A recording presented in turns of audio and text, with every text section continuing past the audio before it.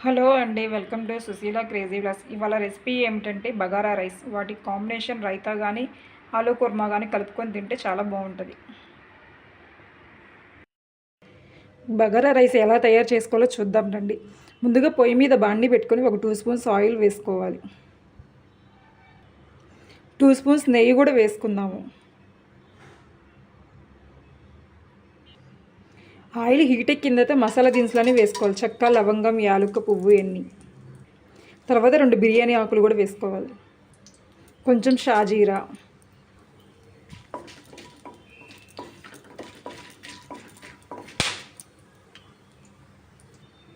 తర్వాత సన్నగా కట్ చేసుకున్న ఆనియన్స్ ఒక బౌలు.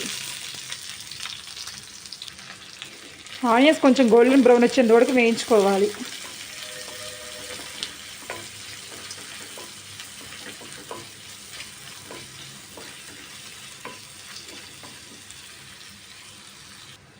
ఒక స్పూన్ అల్లం వెల్లి పేస్ట్.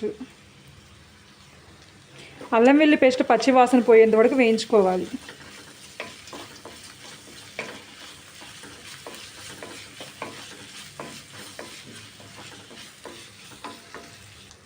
తర్వాత సన్నగా కట్ చేసుకున్న పచ్చిమిర్చి,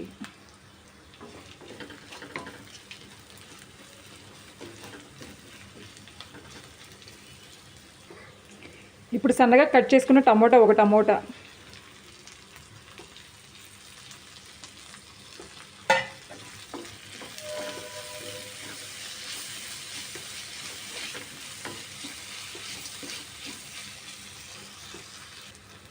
ఇప్పుడు సన్నగా కట్ చేసుకున్న పుదీనా ఒక బౌలు,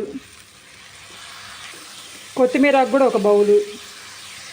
ఇదంతా బాగా కలబెట్టేసుకుందాం.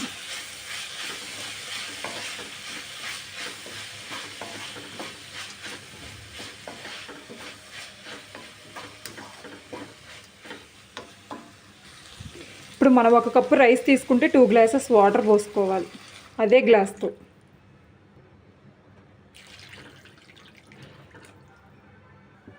ఇప్పుడు రుచికి సరిపడా సాల్ట్ కూడా వేసేసుకుందాం. ఇప్పుడు వాటర్ తెల్లుతూ ఉన్నాయి. ఇందాక కడిగి పెట్టుకున్న రైస్ కూడా దీంట్లో వేసేసుకుందాం.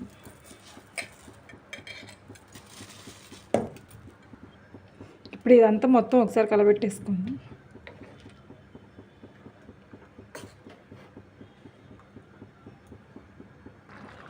ఇప్పుడు మూత పెట్టేసుకొని ఒక 15 మినిట్స్ లో ఫ్లేమ్లో ఉడికించుకోవాలి. ఫైనల్లీ బగారా రైస్ అయిపోయిందండి.